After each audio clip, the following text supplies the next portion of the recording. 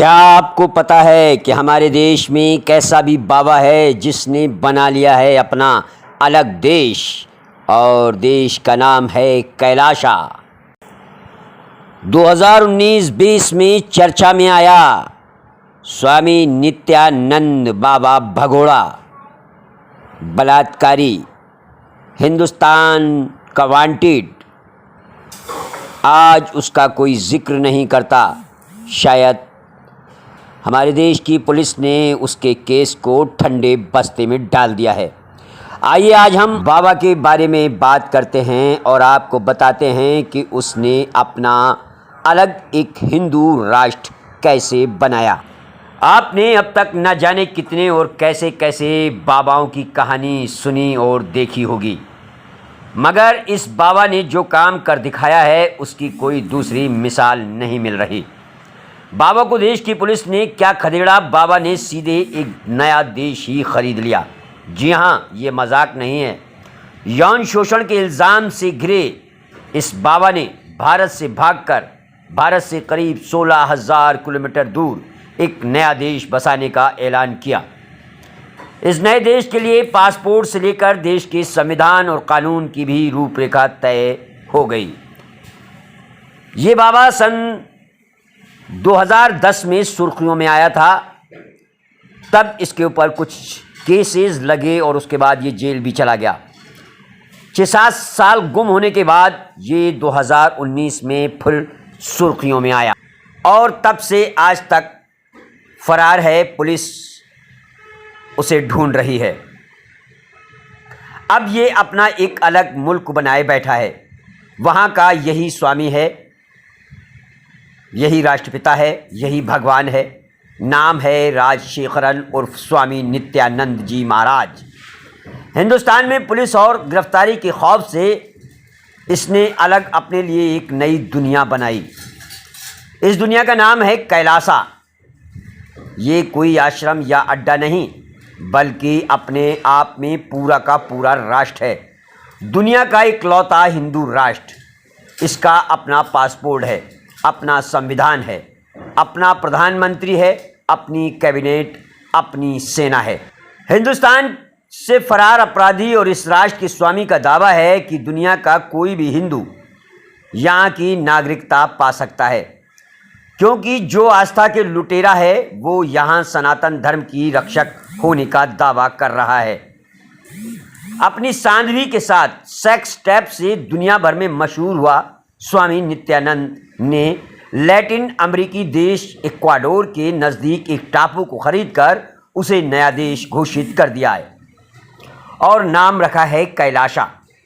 इस टापू की लोकेशन क्या है, इसका नक्शा कैसा है, इसकी जानकारी या तो कैलाशा के भगवान को है या इस सृष्टि के भगवान को। कैलाशा के भगवान यानी नित्यानंद। बहरहाल हम यहाँ एक चीज़ साफ कर दें कि दुनिया के नक्शे पर आप ये जो कैलाशा देख रहे हैं वो महज एक प्रतीकात्मक तस्वीर है। इसका वास्तविकता से कोई लेना देना नहीं है, क्योंकि इस कैलाशा राष्ट्र की बात रेप का आरोपी नित्यानंद कर रहा है। वो कहाँ है ये अभी साफ नहीं हो पाया है। दुनिया की इस इकलौते हिंदू राष्ट्र कैलाशा की लोकेशन भले साफ ना हो, मगर इसके अलावा तमाम चीज़ों का खुलासा नित्यानंद ने अपनी वेबसाइट पर कर दिया है। मसलन राष्ट्रीय पशु भगवान शिव के बैल नंदी को बनाया गया है। कैलाशा का अपना पासपोर्ट है, अपना तिकोना झंडा भी है जिस पर नित्यानंद की तस्वीर के साथ नंदी बैल दिखता है। झंडे पर नित्यानंद को भगवान शंकर के अंदाज में दिखाया गया है और नंदी उसकी उपासना कर रहा है। इसके अलावा कैलाशा का राष्ट्रीय फूल कमल, राष्ट्रीय पक्षी शारबम, तो राष्ट्रीय पेड़ बरगद को रखा गया है। अर्थव्यवस्था में इनके गोल्स हैं दुनिया की इकलौती धार्मिक इकोनॉमी तैयार करना। ये किस तरह की इकोनॉमी होगी इसका भी राज फिलहाल नित्यानंद के सीने में ही दबा हुआ है। कैलाशा की वेबसाइट के मुताबिक ये धरती का सबसे महान हिंदू राष्ट्र है और दुनिया के उन तमाम हिंदुओं का स्वागत करता है जो यहाँ आना चाहें, फिर चाहे वो किसी भी नस्ल, लिंग, संप्रदाय या जाति से हों। उन्हें एक सुरक्षित पनाहगाह मुहैया कराई जाएगी। जिस नित्यानंद पर साध्वी का यौन शोषण करने और मासूमों को बंधक बनाकर प्रताड़ित करने का आरोप है, वो यहाँ हिंदुओं को एक ऐसा देश देने का दावा कर रहा है जहाँ शांति होगी और बिना किसी तरह की हिंसा या दखलंदाजी के हिंदुओं को अपनी संस्कृति और कला का पालन करने का मौका मिलेगा। बिना किसी रोक टोक के अपनी आध्यात्मिकता का इजहार कर सकेंगे। अब सवाल यह है कि आखिर हिंदुस्तान के इस भगोड़े आरोपी ने अपना अलग देश क्यों बना लिया? छुप तो वो कहीं भी सकता था, फिर देश बनाने का क्या तुक है और मकसद क्या है, इसे जानना जरूरी है। मगर फिलहाल जो जानकारियां मिली उसके मुताबिक नित्यानंद का दावा है कि उसने सनातन धर्म की रक्षा के लिए नहीं बल्कि दुनिया भर में प्रताड़ित हो रहे हिंदुओं को शरण देने के लिए कैलाश राष्ट्र बनाया है। यहाँ हिंदुओं की अपनी सरकार होगी, अपनी कैबिनेट होगी, इनके विभाग भी बांट दिए गए हैं। मसलन department of state, department of technology, department of civilisation, department of human services और डिपार्टमेंट ऑफ कॉमर्स जैसे विभाग वहां बताए जा रहे हैं। हिंदुस्तान से नित्यानंद के हिंदू राष्ट्र की दूरी करीब 16,000 किलोमीटर या उससे भी ज़्यादा हो सकती है। लैटिन अमेरिकी देश इक्वाडोर के नज़दीक कैलासा राष्ट्र की मुख्य भाषाएं अंग्रेजी, संस्कृत और तमिल हैं। कैलाशा की अर्थव्यवस्था कैसी चलेगी, इसका भी मॉडल तैयार किया गया है।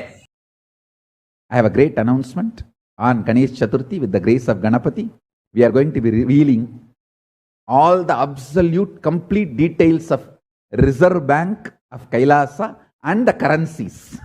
It's all ready. I'm just waiting for the auspicious day. I decided on Ganesh Chaturthi it will be revealed. The whole economy and economic policies, 300-page document, ready with absolute designing, currency, everything. See, designing currency, the economic strategy, how we are going to be doing internal currency usage and external world currency exchange, everything legally. Please understand, we signed an MOU with a nation hosting our Reserve Bank, and everything is legally, legitimately established. The Reserve Bank of Kailasa is legitimately already established with all the, it's like the structure is done based on Vatican Bank. It has two purposes. One, the Maha Kailasa's economy, handling it, and all the wealth people are donating all over the world, working with that local governments, because each donation in any country belongs to that country's NGO, follows that country's laws, working with those countries and organized way. Kailasa का एक मकसद मंदिर आधारित जीवन शैली को फिर से व्यवहार में लाना है, यानी ऐसा जीवन जो मंदिर और उसकी गतिविधियों के इर्द गिर्द घूमता हो। वेबसाइट के मुताबिक यहाँ हर किसी के लिए मुफ्त शिक्षा, स्वास्थ्य सेवाएं और यहाँ तक कि सबके लिए मुफ्त खाने की व्यवस्था होगी। जो यौन शोषण और किडनैपिंग जैसे संगीन क्राइम के लिए हिंदुस्तान में वांटेड भगोड़ा है, जानते हैं क्यों उसने देश के कानून से बचने के लिए अपना अलग राष्ट्र बना लिया है? क्योंकि कभी कभी उसे लगा कि वह भगवान है। लैटिन अमेरिकी देश इक्वाडोर के नज़दीक एक टापू खरीद कर नित्यानंद ने उसे अपना नया देश बनाया है।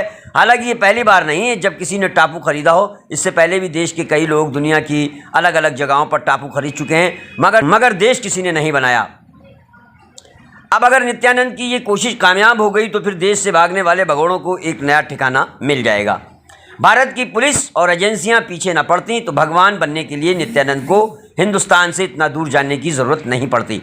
मगर लोगों की आस्था से खिलवाड़ कर पाखंड का इतना बड़ा साम्राज्य इस शख्स ने खड़ा कर दिया कि अब इसका हिसाब होना ज़रूरी हो गया। लेकिन इससे पहले कि देश के दूसरे तमाम बाबाओं की तरह इसे भी सलाखों के पीछे भेजा जाता, ये नेपाल के रास्ते कैलाशा निकल गया। लैटिन अमेरिका देश इक्वाडोर के नज़दीक एक टापू जिसे इसने खरीद कर हिंदू राष्ट्र घोषित करने का दावा किया। खुद को चमत्कारी शक्तियों से भरपूर होने का दावा करने वाला भगोड़े नित्यानंद की तलाश काफ़ी वक्त से पुलिस को थी, मगर अब उसकी खबर आई भी तो इतनी दूर निकल चुका है कि उसे पकड़ना मुश्किल है। और यौन शोषण से लेकर अपहरण तक कई मामलों में कैलाशा का ये भगवान वांटेड है। सानवी की आस्था से खेलने के मामले में तो ये जेल की हवा भी खा चुका, और मशहूर तो ये तब भी हो गया था जब इसकी सेक्स सीडी दुनिया के सामने आई थी। लगा अब इस फर्जी बाबा का कैरियर खत्म हो चुका है, मगर करीब 7-8 साल गुमनामी में रहने के बाद ये फिर लौटा और इस बार हुलिया बदल कर ये सामने आया। मगर ना जाने क्या बात है इस चेहरे में कि इसकी हकीकत जानने के बाद भी लोग फिर से इसके झांसे में आने लगे और फिर से इसने लोगों की आस्था से खेलना शुरू कर दिया। लेकिन दोबारा सुर्खियों में तब आया जब अहमदाबाद आश्रम में उसने ही भक्त ने लेकिन दोबारा सुर्खियों में तब आया जब अहमदाबाद आश्रम में उसके ही भक्त ने अपने 4 बच्चों को बंधक बनाने का आरोप लगाया। लेकिन जब तक पुलिस इस तक पहुंचती तब तक ये रफू चक्कर हो चुका था। यही नहीं, बलात्कार के एक मामले में कर्नाटक पुलिस भी इसको तलाश रही है। सबको लगा नित्यानंद का खेल अब खत्म हो गया, उसका जेल जाना तय था, मगर अचानक वो गायब हो गया। ये तो शक था कि नित्यानंद देश छोड़कर भाग गया होगा, लेकिन ये अंदाज़ा तो किसी ने नहीं लगाया होगा कि वो कानून से भागते भागते अपने लिए अलग देश का ही निर्माण कर लेगा और उस देश का जज और कानून खुद ही बन जाएगा। एक ऐसी दुनिया जहाँ का राजा भी वही है, नियम भी वही और कानून भी वही।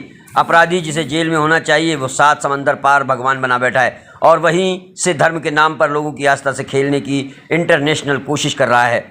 खुद को शिव का अवतार बताने वाला ये शख्स कोई चमत्कारी नहीं बल्कि एक ढोंगी है, एक अपराधी है, एक भगौड़ा है जो कानून के शिकंजे से बचने के लिए देश छोड़कर फरार हो गया है और अब कैलासा राष्ट्र का निर्माण करने का दावा कर रहा है। हालांकि इस खबर को यूं ही खारिज भी नहीं किया जा सकता। ऐसा लगता है कि ये सब नित्यानंद की प्लानिंग का हिस्सा है जो वो पिछले कई महीनों से कर रहा था।